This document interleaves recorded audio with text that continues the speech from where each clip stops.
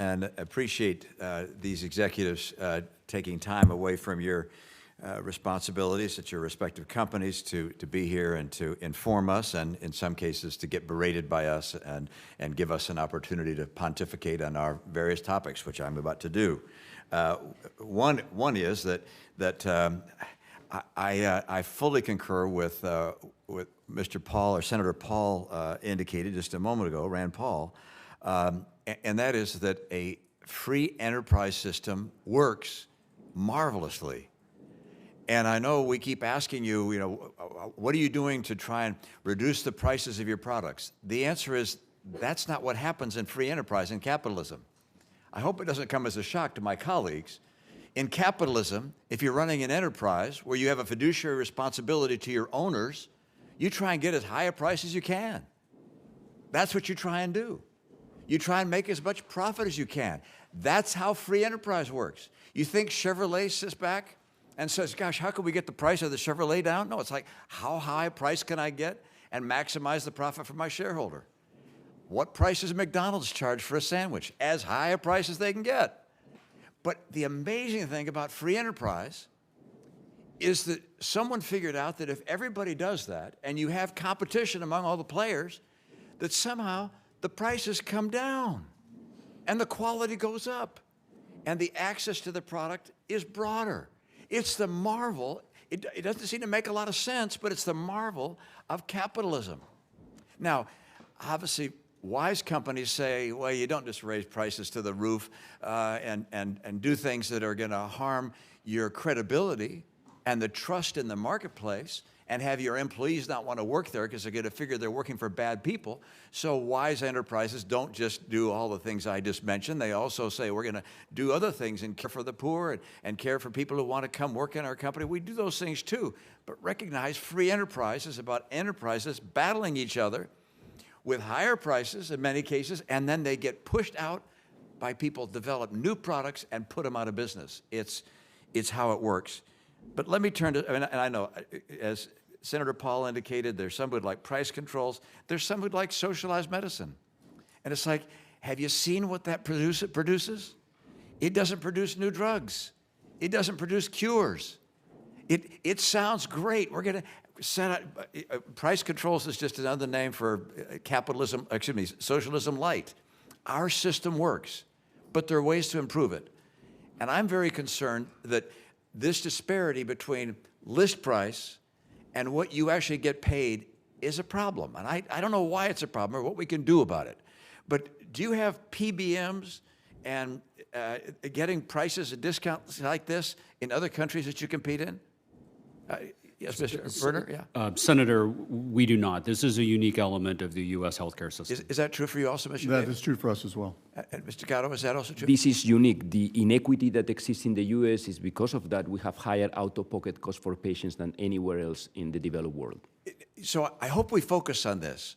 We may not have the right bad guys here, all right? These are the guys developing cures and helping people solve diseases.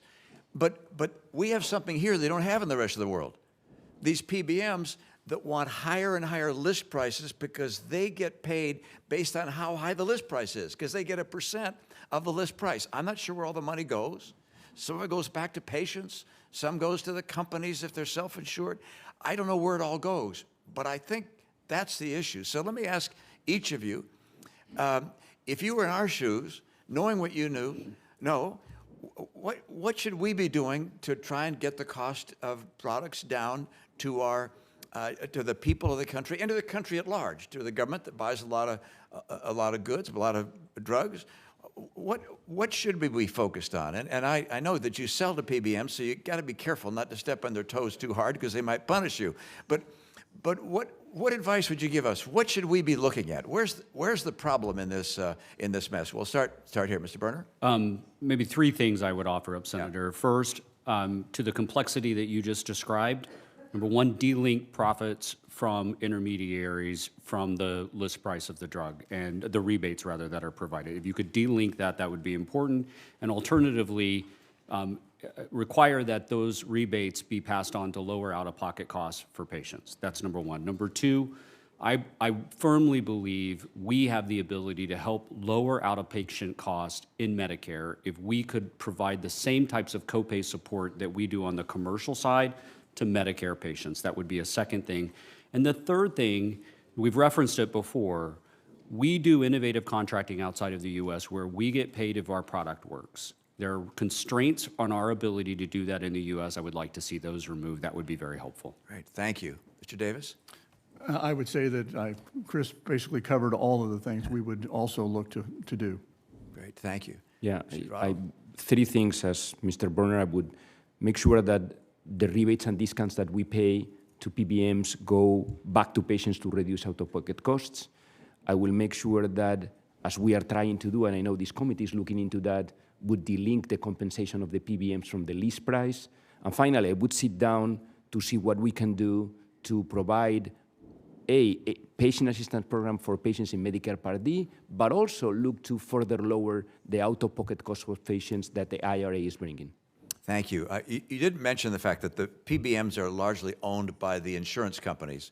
So sometimes we think PBMs are going to be lowering our costs as an employer, let's say, and you hire a PBM to lower your cost, but it might lower your cost, but then it's passing on their profit to the insurance company. Is that a problem? Is the fact that the PBMs are owned by the insurance companies, is that a problem here?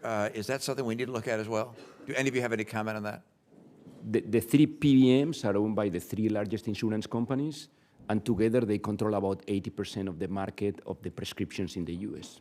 Yeah, I'm a big believer in free enterprise, as you can tell by my opening comments. At the same time, I'm concerned that we've got some structures here that are anti-competitive and make markets less effective, and we probably ought to focus on some of those. Thank you. Appreciate your testimony. Thank you. Senator Baldwin.